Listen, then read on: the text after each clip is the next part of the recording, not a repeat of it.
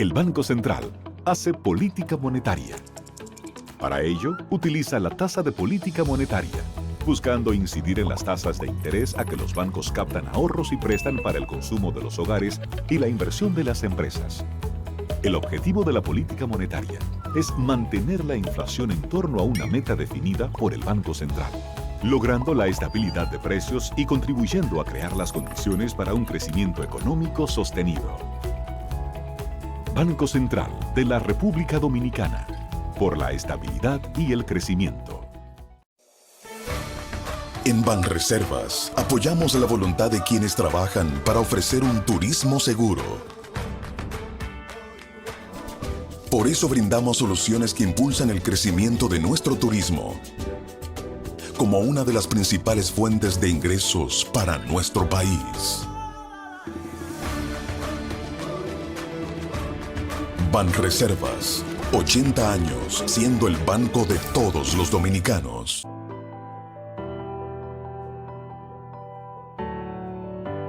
Mi mundo empezó a cambiar,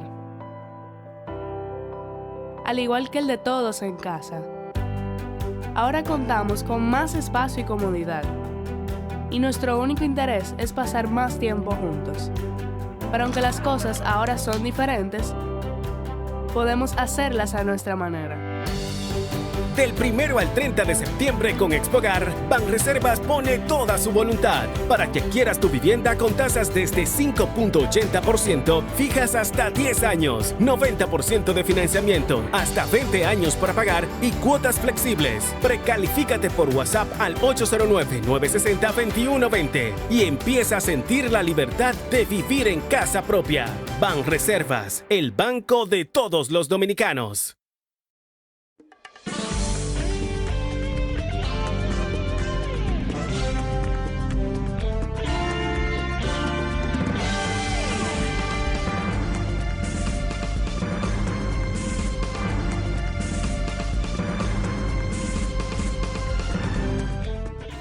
Muy buenas tardes, amables televidentes. Bienvenidos a su cita diaria crepuscular y nocturna en Teleimpacto, que es al final de la tarde, despidiendo el sol y comenzando la noche. Ponga su caridad en buenas manos. Apoye el Patronato de Lucha contra el Cáncer de Villa González Incorporado, una verdadera institución de apoyo al prójimo más carenciado.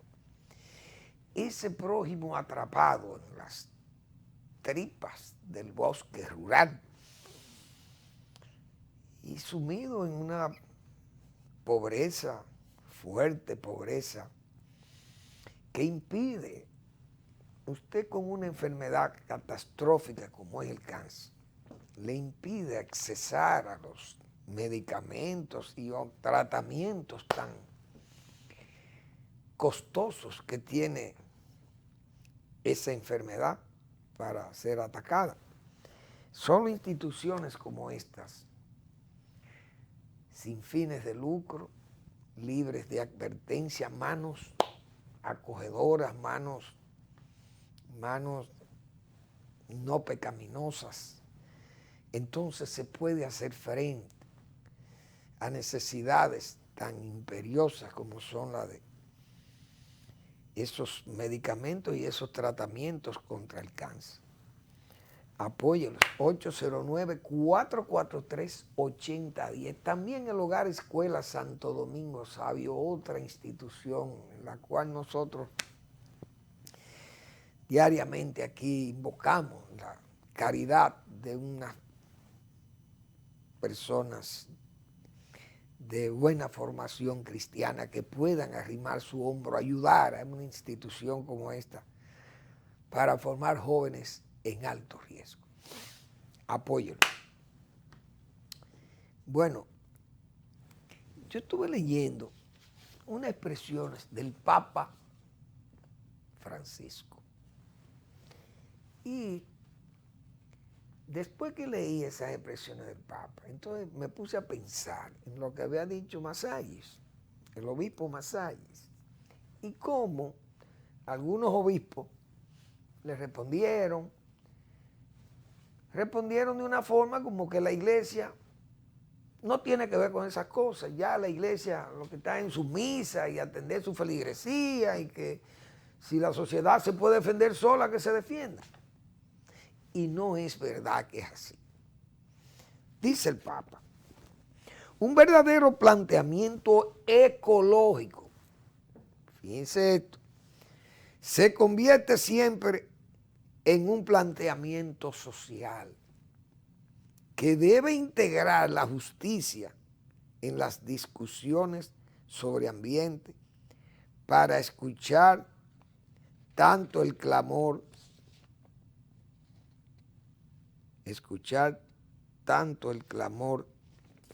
de los pobres, dice el Papa Francisco. Entonces, yo recuerdo que la primera encíclica del Papa, o la única creo que ha hecho, Laudato A, creo que es así que se llama, Laudato A o Laudato In, no me acuerdo bien. Pero esa encíclica papal precisamente fue dedicada por el Papa Francisco al medio ambiente. Pero por primera vez, señores, el Vaticano, en 2000 años, el Vaticano admite que es el hombre el culpable. No es la naturaleza, no es Dios. Claro, está Dios por el medio, porque Dios es el que ha creado todo. Pero es el hombre que está causando el daño al planeta. Entonces, porque no es un castigo de Dios al planeta, porque Dios no castiga, Dios premia, pero no puede castigar.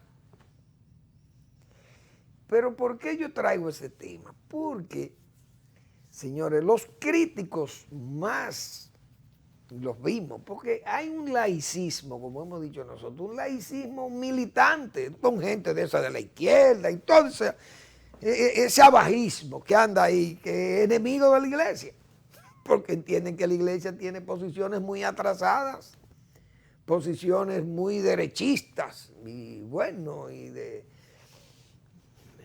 atraso. Que la iglesia no acepta sacerdotisa, que la iglesia esto, que la iglesia no tiene el celibato, que la iglesia no acepta el divorcio, que la iglesia no acepta el aborto, que no acepta los anticonceptivos, bueno, qué sé yo, todas esas cosas que hacen la iglesia, bueno, una iglesia reaccionaria, pero esa es la iglesia. Ahora,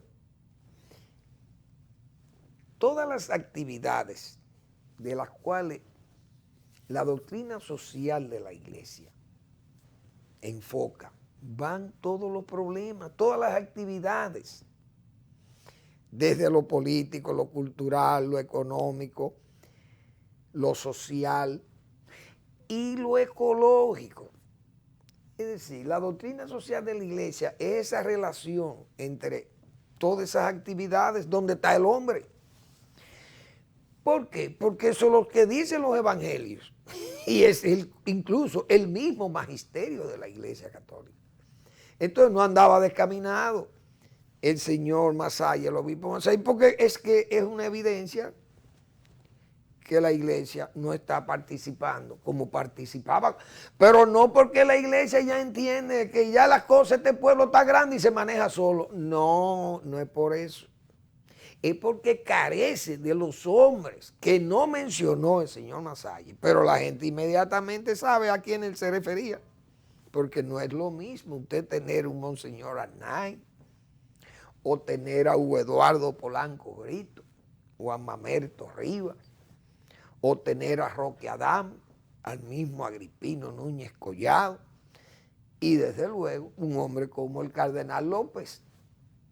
Entonces, esos hombres de coraje cívico, además de su coraje y de su valentía y de su formación eclesiástica, pero su coraje cívico es un hombre como el cardenal, con esa voz, como hemos dicho, esa voz recia del cardenal que dejaba el reproche, porque ya él está prácticamente retirado.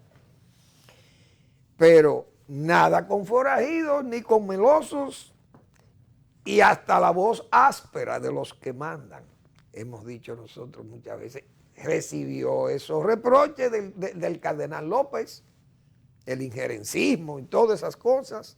Entonces, es evidente que la iglesia carece de esas voces, de esa participación. Y es una pena porque es la iglesia que hemos tenido todo el tiempo aquí, en este país. Desde que este país se fundó, se formó, desde que América recibió los europeos aquí. Los primeros que vinieron aquí fueron los curas, también acompañando la espada. Vino la cruz. Vamos a estar claros, la espada y la cruz vinieron juntas aquí, de España. Entonces, yo quería hacer esas precisiones porque es que el Papa es un hombre que, repito, la única encíclica que ha preparado se la dedicó al medio ambiente, a un tema que parece que ya los curas no tienen. Yo decía aquí el día pasado, no sé si lo recordé pero en una oportunidad tuvimos que discutir un problema de un asentamiento, no de un asentamiento, unos terrenos que fueron declarados de utilidad pública en el gobierno del presidente Salvador Jorge Blanco. Pero son unos terrenos montañosos de pinares, en área de influencia de la cuenca del río Yaque del norte. Aguadas, cañadas que descargan en el río. Entonces, habían unas, como le dicen en los campos, manchas, es decir, dentro del bosque de pináceas. En ese bosque hay manchas, áreas que están libres de árboles y que tienen tierra suelta, buena, pues, agricultores que querían sembrar. Estaban exigiendo que ese terreno, ya porque era declarado de utilidad pública por el gobierno de Salvador de Blanco, una locura, una locura, porque un terreno de montaña, un terreno de bosque, un terreno forestal. Entonces, eso trajo un problema en la zona de Jumunuco, no de Junumucú, sino de Jumunuco, en La Vega, allá en Jarabacoa, allá arriba en Manabao. Y eso hubo muchos intentos de invasión y de las comunidades se rebelaron y el gobierno de Balaguer entonces no podía atender eso. Balaguer incluso, que era un hombre pragmático, sugirió que compráramos una finca por ahí, una finca cafetalera y que se asentaran ellos como propietarios de esa finca cafetalera. Eso fue una opción, porque Balaguer, repito, era un hombre pragmático y también sugirió que se podían asentar como productores de arroz en la zona de La Vega, pero esa gente no iban a salir de los montes, de esas lomas ahí para ir a asentarlo allá, es difícil. Pero no quisieron que se le comprara café o alguien, una finca de café y se asentaran a ellos ahí, no lo aceptaban. Lo que querían era esa tierra. ¿Quién estaba ahí peleando junto a los agricultores? La Iglesia Católica. ¿Qué cura estaba ahí? El padre Gregorio Lang, jesuita, amigo mío. Había sido mi profesor en Santiago. Entonces me tocó a mí no dialogar solo con ellos, con los campesinos, sino dialogar con el propio padre Lang, Gregorio Lang, que no sé si vive, pienso que ya habrá muerto, en paz descanse, porque una excelencia de cura y de activista social, porque esos jesuitas son verdaderas instituciones. Entonces tuvimos que dialogar largo y tendido, como dice, y justificarle yo técnicamente a Gregorio Lanz que no era posible hacer un asentamiento ahí, pero fue una causa, fue una bandera de lucha para la iglesia de Santiago. Es decir, nosotros teníamos que luchar con curas. Ya eso no se ve. Ni Rogelio yo creo que está en lucha. Eso es mucho decir. Bueno, que a propósito de lucha, el níquel es un metal que ha tomado un alto precio y un alto valor. Va tomando una demanda extraordinaria. Parece que después de la pandemia, el níquel es un metal muy útil en la fabricación de acero y parece que para las baterías también, porque se libera cobalto y entonces el níquel tiene mejor potencial, parece, para que las baterías duren más. Entonces hay una altísima demanda de níquel. Parece que el níquel va a tomar precio. Y eso puede ser bueno y es malo para nosotros. ¿Por qué yo digo que es bueno y es malo? Es bueno porque si se mantiene Falconbridge trabajando, bueno, genera empleo y genera alguna divisa para el país, porque eso es evidente. Más después que en el gobierno de Balaguer se había hecho aquella revisión del contrato sobre la base de ponerle presión a una empresa multinacional que se burlaba de Balaguer. Porque lo veían tan esmirriado, lo veían ese musgo, ese hombre tan pálido, tan chiquito, tan disminuido, y Balaguer era una especie ya de muerte andante. Y tremenda equivocación para los directivos de Falconbridge. Balaguer cerró a Falconbridge y le cerró el muelle de Jaina. Y no permitió que se sacara un lingote de ferroníquel de ahí. Entonces, esa empresa, incluso en el gobierno de Leonel Fernández, hubo que pagar la nómina. El gobierno pagó las nóminas de los empleados cesantes porque la producción se fue al suelo, la demanda de níquel, parece, en el mundo estaba restringida y no hubo demanda, y eso casi hubo un cierre de la empresa. Pero ¿qué pasa? Que ahora con esa demanda de níquel, pero la empresa dice que ya se le está agotando la mina de La Peguera. Tiene la mina de Ortega, creo que se llama, en La Vega, que eso es una vergüenza ver cómo se está derribando esas montañas ahí, pero bien, ya eso está en extracción. Ahora, queda Loma Miranda.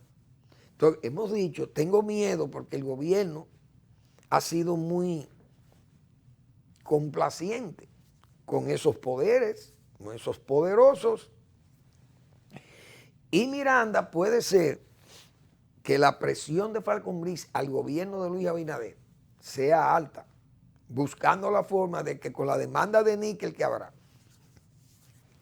pongan toda la presión sobre el gobierno y este gobierno ceda, porque si se entrega Manzanillo, como se dice, es capaz de buscarle la vuelta y entregar ese proyecto yo no creo que el medio ambiente haya carácter para defender esa loma, digo yo, y ojalá esté equivocado. Pero Miranda estaría amenazada, repito, porque esa demanda de níquel va a obligar a que Falconbridge comience con sus presiones y su chantaje, como hicieron, incluyendo al senador de Bonao, al ex senador de Bonao, que se prestaron a chantajear este país, a decir que ya esa mina estaba agotada, que esa mina, que si no, Bonao le iban a caer las moscas, le iba a caer de la pobreza si cerraba Falconbridge. Señores, no cerró Pedernales. Pedernales no cerró, que cerraron la Alcoa, que era el brazo, el corazón de Pedernales. Y ahí está Pedernales. Y la Alcoa se fue hace años de ahí. Incluso, fíjense ahora cómo está el potencial que tiene Pedernales ahora. Entonces, Falconbridge comenzó con esa presión y comenzó a chantajear al país y al gobierno a decir que ya se iba a cerrar. ¿Y qué tiempo hace? Hace más de 5 años y siguen operando en La Peguera y en Ortega, ahí en La Vega. Y entonces querían entrar a Miranda porque ya estaban agotándose y se iban. Váyanse porque algún día se van a agotar. Así ve, usted va a España y usted ve las huellas de lo que fue la minería romana en la Iberia. ¿Y qué dejaron? Bueno, todas esas cárcavas. Eso es lo que hay. Hay sitios que son así, buscando oro y buscando metales para la época, los romanos. Leí eso y me preocupó, no hay duda de ello. Como también vendrá la presión por el oro de San Juan de la Maguana, y entonces el gobierno está el gobierno en disposición de defender eso. Son mis dudas, pero no puedo poner la carreta delante de los bueyes. Y como aquí han cambiado tantas cosas después de Balaguer, porque repito, cité el caso de Jarabacoa, de Manabao, de Jucal Tavera, un proyecto ya, como se dice, para comienzo de ejecución de una multinacional italiana. Por encima de la Unión Europea, por encima del Banco Interamericano de Desarrollo, por encima de todo eso, Balaguer impuso su criterio y dijo que no iba a ese proyecto. Ahora tenemos ese carácter aquí. Incluso el gobierno de Hipólito Mejía hizo el intento de hacer ese proyecto y Balaguer vivía todavía. Que si viviera con nosotros estuviera Balaguer. Y Balaguer desde esa casa se opuso a la construcción de Manabao de Jucal Tavera, ya fuera del poder Balaguer, para que estemos claros. Entonces, ese carácter, ya eso después de Balaguer se perdió esas cosas. Ese carácter se perdió después de Balaguer. Vamos a estar claros. Como también después de Balaguer, post Balaguer, señores, aquí la bóveda eterna, eso ha estado abierta, francamente abierta, la bóveda extranjera. La migración haitiana, absorbente. Pueblos haitianos instalados. El narco a sus anchas. El crimen a sus anchas. Los guardias haciendo lo que le da la gana. Y no hay respeto.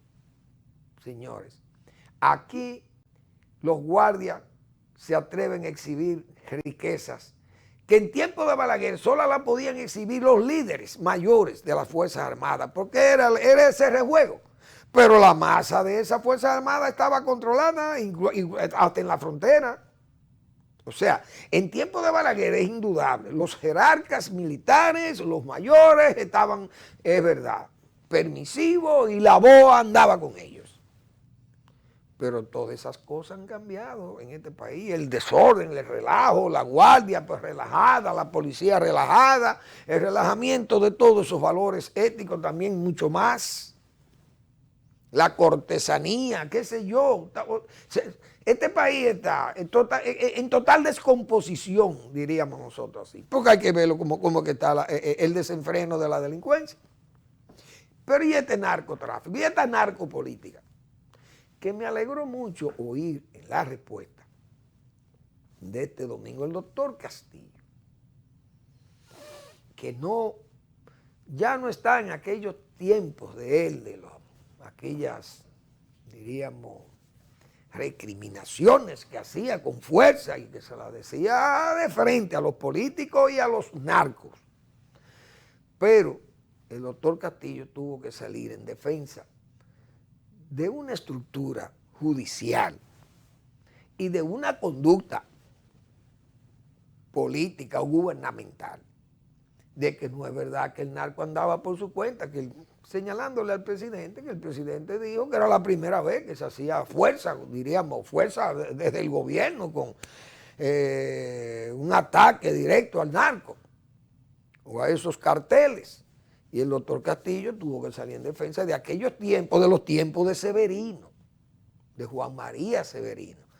Pero vamos a una pausa y seguimos.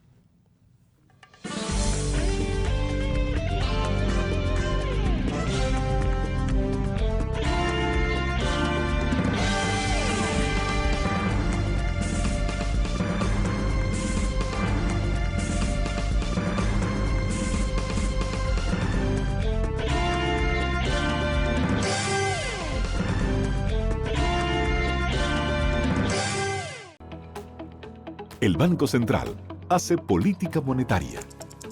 Para ello, utiliza la tasa de política monetaria, buscando incidir en las tasas de interés a que los bancos captan ahorros y prestan para el consumo de los hogares y la inversión de las empresas. El objetivo de la política monetaria es mantener la inflación en torno a una meta definida por el Banco Central, logrando la estabilidad de precios y contribuyendo a crear las condiciones para un crecimiento económico sostenido. Banco Central de la República Dominicana, por la estabilidad y el crecimiento. En Banreservas apoyamos la voluntad de quienes trabajan para ofrecer un turismo seguro. Por eso brindamos soluciones que impulsan el crecimiento de nuestro turismo como una de las principales fuentes de ingresos para nuestro país. Banreservas, 80 años siendo el banco de todos los dominicanos.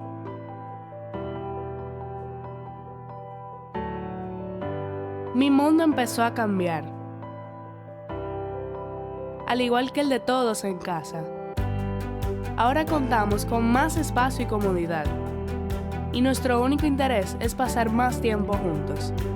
Pero aunque las cosas ahora son diferentes, podemos hacerlas a nuestra manera.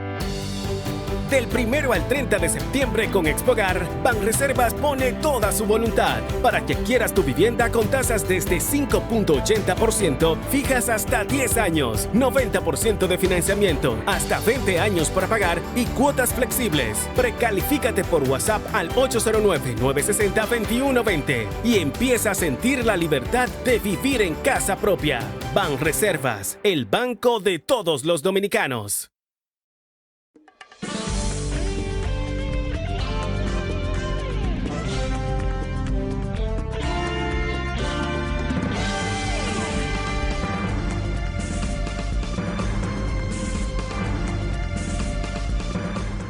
Bien, decía el doctor Castillo en la respuesta que a él se le trataba como si fuera el diablo.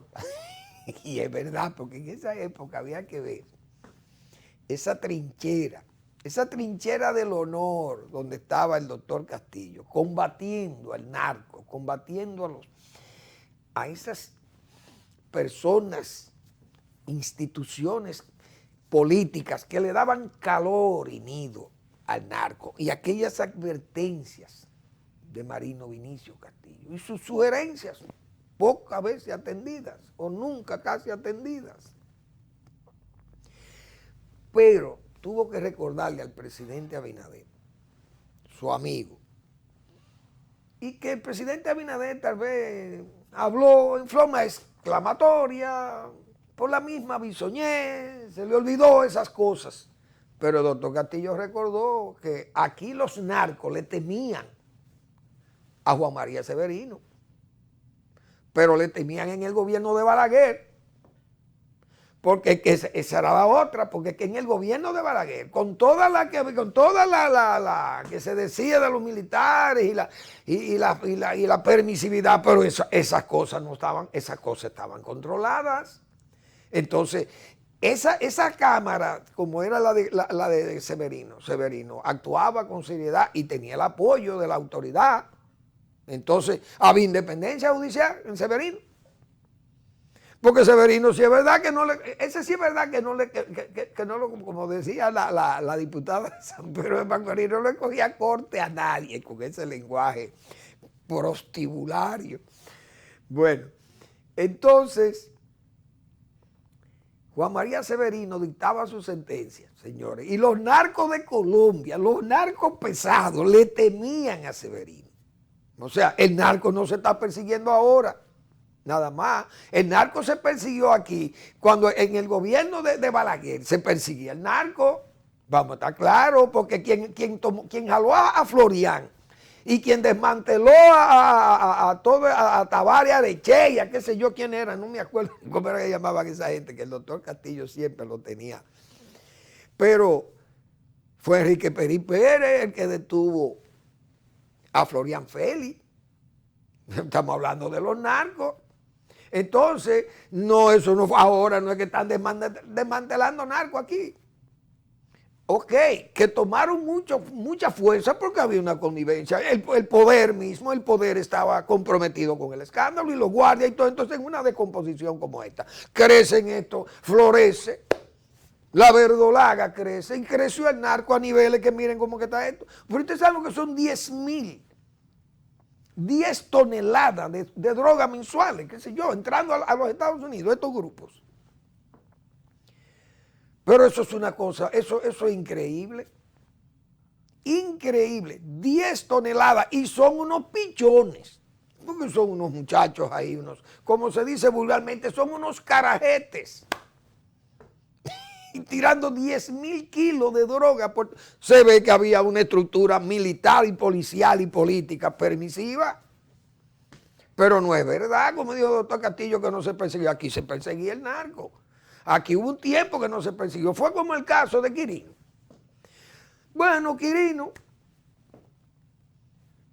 le estaba cobrando una deuda a Leonel Fernández. Y aquí hay plumas y voces de alquiler que sugieren todavía que Leonel Fernández le debe ese dinero a Quirino. Pero es lo que yo digo. Entonces, ¿cómo es posible que Quirino, siendo tan íntimo de Leonel Fernández como señaló él, que entraba hasta la alcoba a su habitación a llevarle bolso de dinero a Leonel Fernández? Primero, Leonel Fernández tenía que saber que un hombre con las condiciones de Quirino, como habla, y el aspecto que tiene un hombre de color, que no es fácil que los hombres de color en este país sean ricos, poderosos, para llevarle 200 millones de pesos a un político.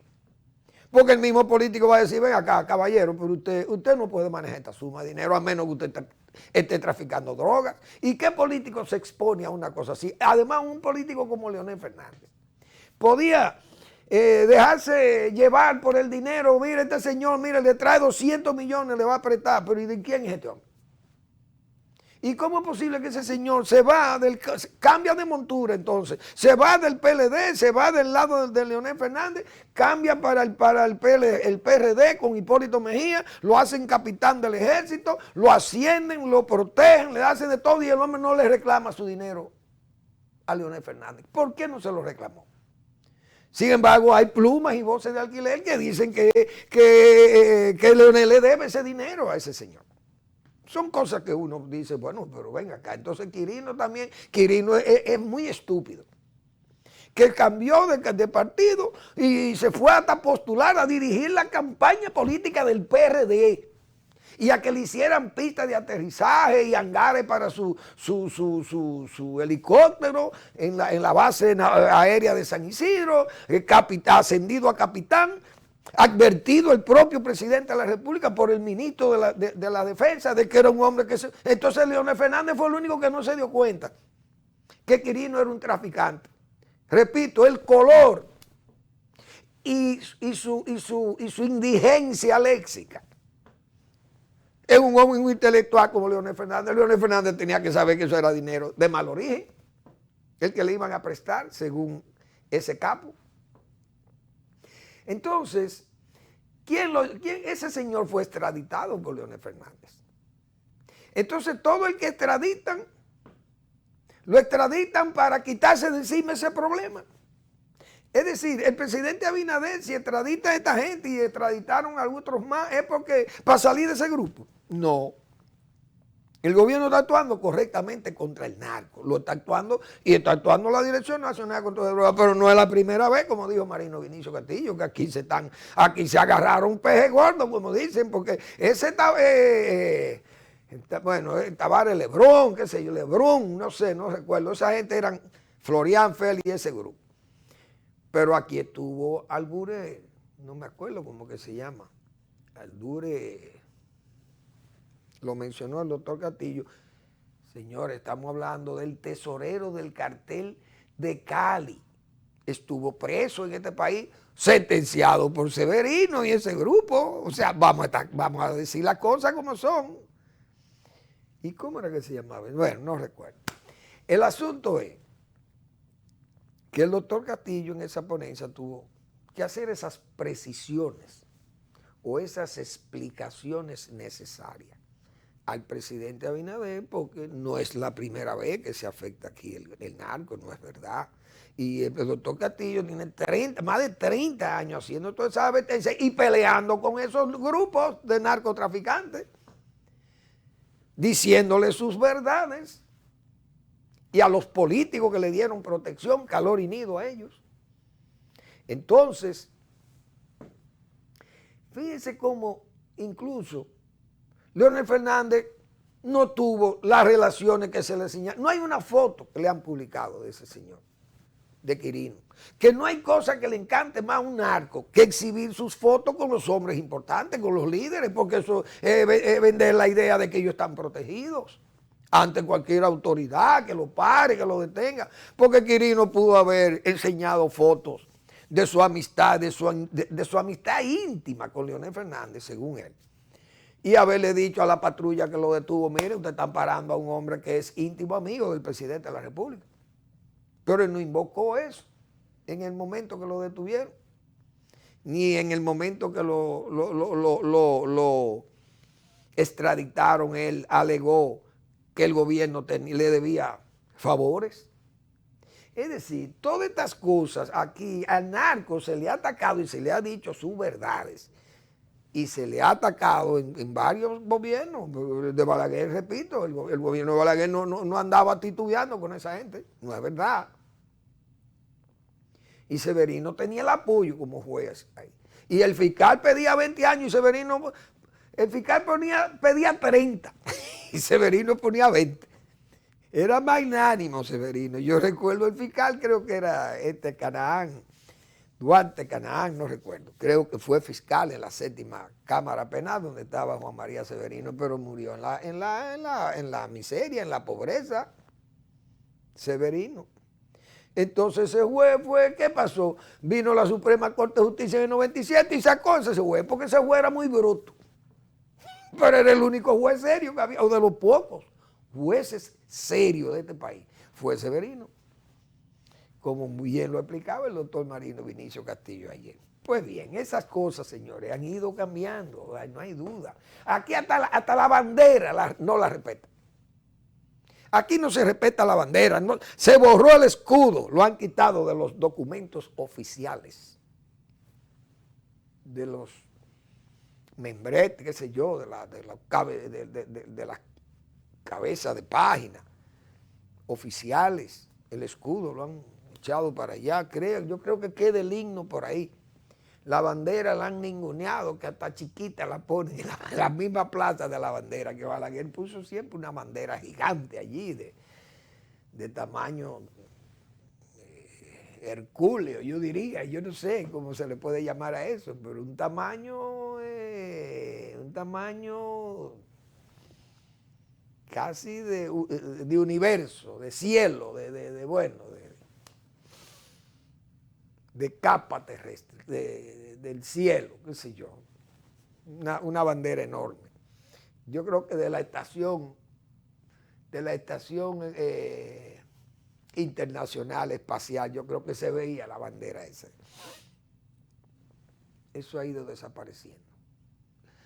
La injerencia, la misma soberanía, cómo se ha ido deteriorando, esas cosas se han visto. Pueblos haitianos ya instalados de este lado, en territorio dominicano. Oiga por dónde que andamos. Entonces, es una pena lo que estamos viendo. Ahora, ¿qué va a pasar aquí? El narco, por lo que estamos viendo, va a afectar, señores, hasta el empleo. Como yo estoy viendo esto, el narco tiene raíces tan profundas en la sociedad nacional que afectará el empleo, dice Manuel Fernández. Es decir, yo recuerdo una vez que los propagandistas de Bermúdez, la gente que trabajaba en Bermúdez también, Bermúdez era una organización tan grande que era una especie de pequeño gobierno. La influencia de la Casa Bermúdez en las actividades del país, de aquel país, de esa época. Pero donde Bermúdez no se hacía sonar, como se dice. No había fiestas, no había carnaval, no había patronales. La actividad económica estaba muerta. Entonces, donde llegaba Bermúdez se activaba todo aquello y eso era fiesta y bueno, y la gente se animaba. Hacia el narco. Porque según yo estoy viendo esto, señores, ¿qué va a pasar? Comunidades donde 50,000 millones de pesos se han retenido en bienes y negocios y todo esto. Y hay que ver lo que era la red del abusador. ¿Cuántos se quedaron sin empleos? Pues de esta red, que es la más grande aparentemente, imagínense la cantidad de gente que tienen dependencia de esas actividades del ilícito. Es decir, que ya el enraizamiento que tiene la actividad del narcotráfico en el país es tal que, repito, va a afectar el empleo. Y no solamente el empleo, porque es entendible y comprensible, yo diría, que el dinero del narco vaya a la política. Es decir, que un narco contribuya, no va directamente donde el presidente, el candidato a la presidencia, le manda un dinero con alguien. Los candidatos cogen de todo, como dicen, y más después de aquella expresión, venga el dinero de donde sea, me importa. Ustedes recuerdan, aquí nada más faltó un eslogan. En las elecciones del 2012, aquí nada más faltó un eslogan que yo no sé, digo un eslogan que no se publicó, pero que se decía, narcos con papá. Ustedes se imaginan eso en América Latina, narcos con papá a la franca.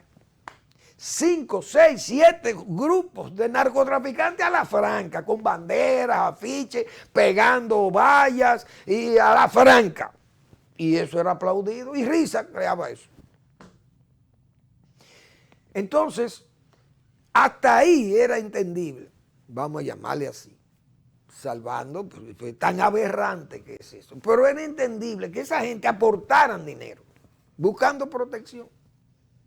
Pero es que ya no solamente es aportar dinero, ahora era ellos mismos participar, siendo ellos funcionarios del Estado o del gobierno y miembros prominentes del Congreso. Asimismo habrán promovido jueces y fiscales para buscar todas esas facilidades, como uno de esos muchachos de los que están acusados ahí como de los jefes de esas operaciones grandes, jueces que lo liberaban después de haber sido detenido con cargamento de 1.780 kilos de cocaína. Ustedes se imaginan una cosa igual.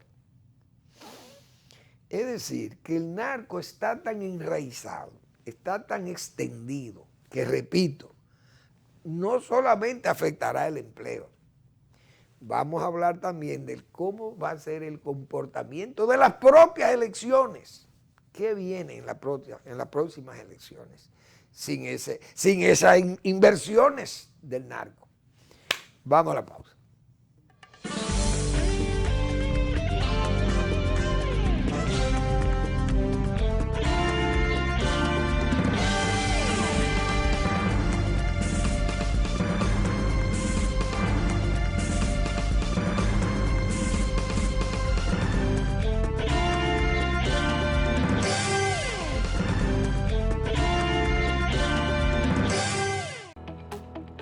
El Banco Central hace política monetaria. Para ello, utiliza la tasa de política monetaria, buscando incidir en las tasas de interés a que los bancos captan ahorros y prestan para el consumo de los hogares y la inversión de las empresas. El objetivo de la política monetaria es mantener la inflación en torno a una meta definida por el Banco Central, logrando la estabilidad de precios y contribuyendo a crear las condiciones para un crecimiento económico sostenido. Banco Central de la República Dominicana, por la estabilidad y el crecimiento. En Banreservas apoyamos la voluntad de quienes trabajan para ofrecer un turismo seguro. Por eso brindamos soluciones que impulsan el crecimiento de nuestro turismo, como una de las principales fuentes de ingresos para nuestro país. Banreservas, 80 años siendo el banco de todos los dominicanos.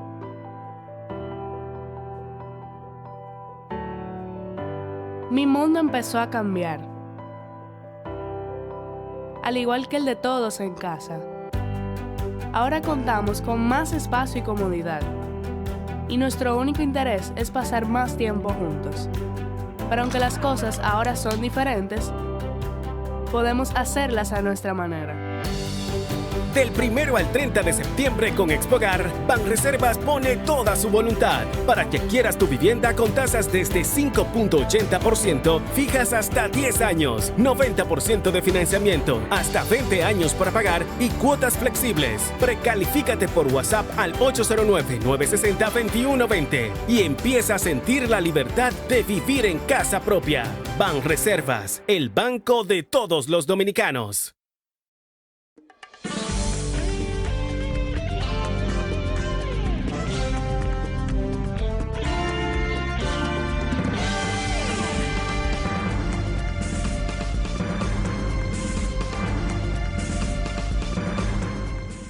Bien, señores, Aljure Barjún, Ramón creo, Ramón Aljure Barjún, ese era el nombre del tesorero, el jefe, mejor dicho, el financista o el financiero del cartel de Cali de los Rodríguez Orejuela. Gracias, Fernando, que me pasaste la información. Mi amigo Fernando Grullón, mi amigo de muchos años. Gracias, porque no me acordaba del nombre. Y el doctor Castillo lo mencionó. Es decir, estamos hablando de una época en que aquí se atacó el narco. El narco hubo un descenso visible, tan de bulto, que miren todas las cosas que han pasado. Que vamos a hablar claro. A Maconi y todo ese grupo de Quirino y a toda esa gente y ese grupo de Figueroa Agosto, todo eso lo desmanteló el gobierno de Leonel Fernández. ¿O usted cree que esa organización de ese señor era chiquita o pequeña? La de Figueroa Agosto. Y además, el grupo sicarial de Figueroa Agosto fue detenido y Paya, todos esos criminales sicariales de Paya y del grupo de esa gente Moscoso siendo fiscal del distrito lo juzgó a todos y Hernández Peguero juzgó a Quirino y su banda. Y entonces, o sea, claro, esto ha sido como una especie de trapecial, vamos a decir, una lucha trapecial, de subida y caídas, picos, suben y bajan, pirámides. Y entonces esa dirección de droga, todo el mundo sabe porque hay un general que lo extraditaron. Y el jefe de operaciones lo extraditaron. Entonces, ha habido muchas debilidades, momentos de debilidades, y se sabe que estos últimos 7 u 8 años de Danilo Medina, bueno, ahí se vio el dislocamiento. Porque ahora, ¿por qué no estamos dando cuenta de esto, de todas estas operaciones tan grandes que se están deteniendo, todas estas cantidades? Porque había un pasadizo amplio, que yo siempre sigo diciendo, Estados Unidos no quiere impedir ese flujo, yo lo digo responsablemente, porque es que Estados Unidos tiene demasiados mecanismos, podríamos decir, legales lo tiene, jurídicos, militares, estratégicos, como lo quieran señalar. Técnicos, tecnológicos, espaciales, comunicacionales, satelitales, todas las facilidades, radares, todo lo tiene Estados Unidos para que la droga no venga de Sudamérica.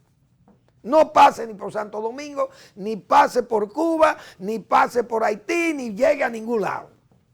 Ni a Puerto Rico ni a su territorio, si ellos quieren, porque yo lo he dicho, nada más hay que fondear el NIMIX, y no el NIMIX, porque ya lo he dicho otras veces, el NIMIX no cabe en el Caribe, porque eso desplaza demasiado agua y dañaría, yo creo, hasta las playas de todas estas islas, la inunda estas islas.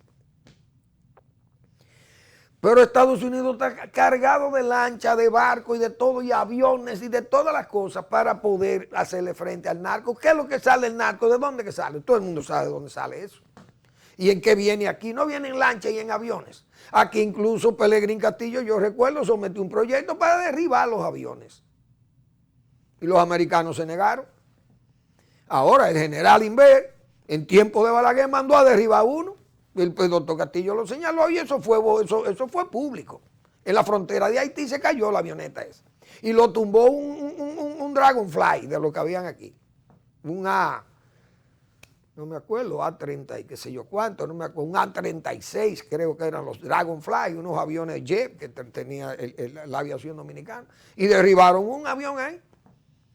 Pero los americanos no querían, pero era el general Inver Barrera. ¿Quién podía con el general Inver Barrera? Porque con carácter. Entonces, bueno, el doctor Castillo señalaba esas cosas. Bien, vamos a ver las medidas de coerción, porque son megajuicios, son macro. Los abogados están felices, digo yo, porque con estos juicios y todos estos apresamientos de políticos, de corruptos políticos y corruptos narcotraficantes y de narcopolítica, no hay duda que la clase de los abogados, esa clase profesional, está, como se dice vulgarmente, están guisando. Porque, señores, trabajo tienen los abogados. Eso no es que. Es un hormiguero de abogados, de esas túnicas, con sus túnicas negras, esos abogados, en esos pasillos de los tribunales de la República, atendiendo casos de políticos presos, de políticos imputados y de narcotraficantes y todas esas cosas. Bien, la clase del derecho están, como se dice, felices. Bien, excelente para la clase. Ahora, en este ambiente de todos estos problemas que tiene el país, yo no sé cómo va a ser este asunto de las reformas, que son entendibles, muchas de ellas, porque el presidente, pero la reforma constitucional a mí sigue pareciéndome una cosa que no tiene razón. El presidente no tiene nada que buscar ahí. Primero, ¿cuál es el interés que tiene el presidente? ¿Cuál es la obra que él quiere hacer que se lo impide esa constitución? Uno no lo entiende. ¿Quién ha dicho que el presidente tiene que mandar a cambiar estos asuntos de que tiene que escoger al fiscal, un ente especial? Presidente, su fiscal está haciendo el trabajo. ¿Qué es lo que usted va buscando en una reforma? ¿Qué obra que usted quiere hacer? Usted eso no se anunció tampoco en campaña. Usted no lo anunció. Usted lo que se va a meter en un berenjenal, presidente Abinader, con querer reformar una constitución que, repito, está bien hecha, y que los fallos que puedan haber ahí, no hay necesidad de que su gobierno, que no tiene todavía las obligaciones ni tiene las aprehensiones de tener que cambiar esa constitución porque su obra se ve impedida por esa constitución. No es verdad. Eso no es verdad. Entonces yo creo que complicarse la vida, que el presidente, complicarse la vida es y complicarle la vida a su reino, tratando de cambiar esa constitución o de reformar una constitución que, repito, las exigencias que este gobierno no tiene, es más, no tiene calidades para hacer exigencias a esa constitución, un gobierno que todavía lo que tiene es un año, que no lo ofreció en campaña, que no tiene una obra, qué sé yo, una obra, diríamos, ofrecida o en ejecución que obliga a un cambio constitucional, no lo tiene. Entonces, ¿cuál es el interés del presidente en querer oficializar constitucionalmente su deseo, su buen deseo de que haya una independencia en el sistema judicial? Pero eso, yo creo que eso hay que dejarlo, a ver si hay madurez en el propio pueblo, porque hay mecanismos para exigir cómo debe ser un buen fiscal independiente, o no solamente un buen fiscal independiente, porque ya se le ha dicho que tiene independencia funcional, administrativa. No hay injerencia, no debe haber injerencias, mejor dicho, presupuestaria inclusive, y tiene independencia presupuestaria. Entonces, esa pretensión de querer reformar la Constitución, meter todo esto en estas 12 reformas, 13 reformas, agua, sabiendo uno los intereses que hay y quiénes son los que están con el control del agua potable ahora mismo, quiénes son los que venden el agua de consumo humano.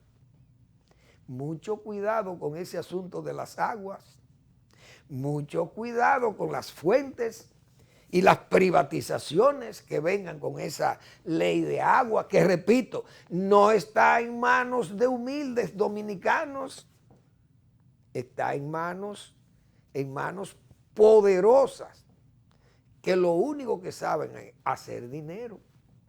Mucho cuidado.